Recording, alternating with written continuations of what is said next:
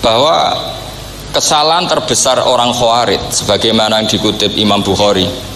Nanti saya mencari di juz 4 atau di juz 3, pokoknya di bab Babu Qitalil Khawarij, karena Imam Bukhari punya adat diulang-ulang. Kata Ibnu Umar yang dikutip Imam Bukhari, innahum intolaku ila ayatin nazarat fil kufar faja'aluha alal mu'minin. Orang-orang Khawarij atau kalau sekarang orang-orang radikalisme itu meneliti Quran, kemudian ketika ada kriteria manusia-manusia tertentu itu dianggap itu kenanya orang Islam, korbannya orang Islam. Padahal awal mula ayat ini turun untuk orang kafir atau kritikan pada orang kafir. Ini cilaka betul. Karena logikanya seperti yang dikatakan Imam Syafi'i, ketika Quran turun ini nggak ada orang Islam, yang ada orang kafir. Sehingga mukhatabnya adalah orang kafir. Tapi ayat-ayat ini nanti dipakai Khawarij untuk mengcounter orang Islam, sehingga mereka mudah mengkafirkan kita karena pakai ayat yang dari awal Allah mengkafirkan orang kafir, sekarang ayat itu dipakai mengkafirkan orang Islam. Ini saking gebleknya orang apa? Khawarij. Makanya kata kitab Fathul Bari yang menyarai Bukhari itu, yang mendorong orang Khawarij seperti itu adalah jahluhum bisyariah. Memang mereka benar-benar bodoh, benar-benar goblok. Misalnya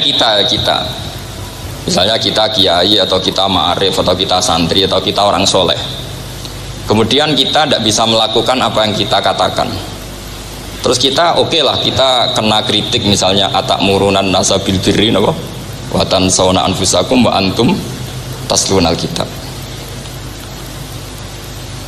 Terus kita katanya bisa ngomong tapi tidak bisa melakukan, terus dikritik dengan ayat itu mestinya tidak tepat.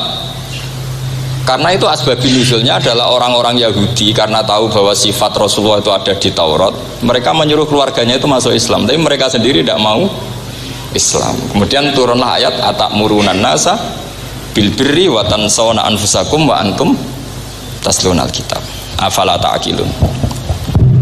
Sekarang perbandingannya begini, misalnya ada orang Islam, taruh saja Zaid itu maling, ya maling, konsisten dia malingnya sampai tua. Terus menurut Anda Zaid yang muslim ini, Zaid itu muslim tapi maling, jangan bilang maling tapi muslim, dia itu ya. Kemudian Zaid bilang ke anaknya, "Cung, kowe aja dadi maling, dadi santri sing soleh, sing maling bapak tok." Ndak, ini menurut analisis usul fikih, ngomongnya Zaid itu benar apa salah? Benar kan? Nasihatnya ya benar, ngomongnya juga benar. Kamu tidak bisa ngeritik Zaid, kamu bisa ngomong tapi tidak bisa melakukan, tidak bisa. Fa innal amra bil ma'ruf wajib, wal qawla bil ma'ruf ya wajib, wal qawla bil haqqi ya wajib. Jadi itu hal yang berbeda. Misalnya fa innal amra bil ma'rufi wajibun, memerintahkan barang baik itu baik.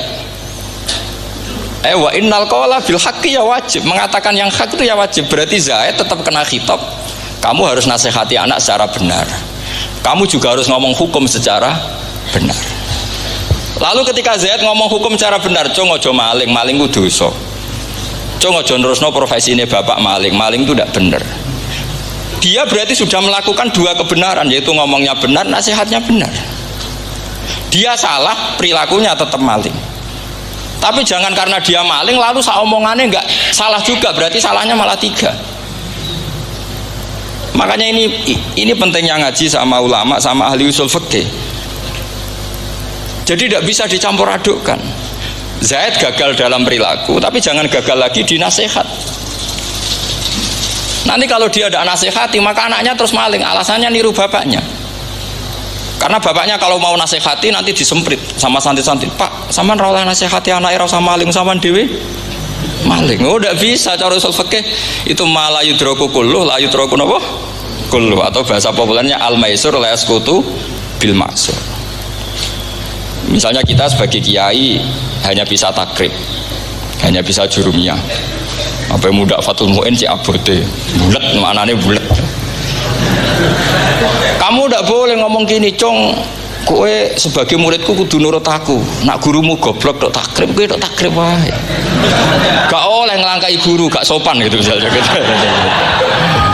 Gak boleh gitu. Tetap kita ngomong, "Cung, kowe aja koyo aku. Kowe kudu alim Fathul Mu'in, alim Fathul Wahhab." Sama ndak bisa protes. Pak guru sendiri ndak bisa. Kebenaran tetap sebagai kebenaran meskipun kita ndak kuat melakukan atau ndak bisa melakukan. Lagi-lagi ayat itu sebenarnya ada untuk kita, untuk orang Yahudi, atamuruna nasa bil birri wa tansawna anfusakum wa antum taslunal kitab. Sebab itu istidlal dengan Quran itu memang resikonya tinggi kalau tidak bagi mutabakhir, karena ya itu tadi, ini harus ada pengetahuan yang luas tentang asbabun nuzul, tentang kriteria. Nah, kalau terpaksa, saya katakan terpaksa, kalau terpaksa kita iktibar itu boleh, tapi itu terpaksa. Bahwa Allah mengkritik orang yang bisa ngomong tapi tidak bisa melakukan. Tapi itu secara usul fikih itu runyam. Teori ini runyam sekali, fatal. Sama lihat tuh di kitab Bajuri atau di kitab-kitab fikih yang lain. Ketika Shahibil Burdah atau Shahibil Bur'ah itu yang Imam Busiri itu, Muhammad bin Busiri itu. Niku salah nama tapi kadung populer. Jadi sebetulnya Imam Busiri itu Shahibil Bur'ah, bukan Shahibil Burdah, tapi kadung terkenal Burdah, kita ikut-ikutan apa? Burdah. Imam Busiri itu ngeluh, saya ini orang yang banyak kesalahan. Di antara salah saya adalah saya bisa ngomong tapi tidak bisa melakukan. Yaitu saya ngomong misalnya orang supaya tahajud, saya tidak tahajud. Saya ngomong orang supaya sholat sunat, saya nggak pernah sholat sunat. Itu sarahnya itu yang menyarai itu kan Imam Bajuri itu yang sarah Burdah. Itu mengkritik begini. Kalau Anda ngendikan itu fi ma'radi dzammin nafsi, yaitu dalam konteks Anda mengkritik diri sendiri, oke.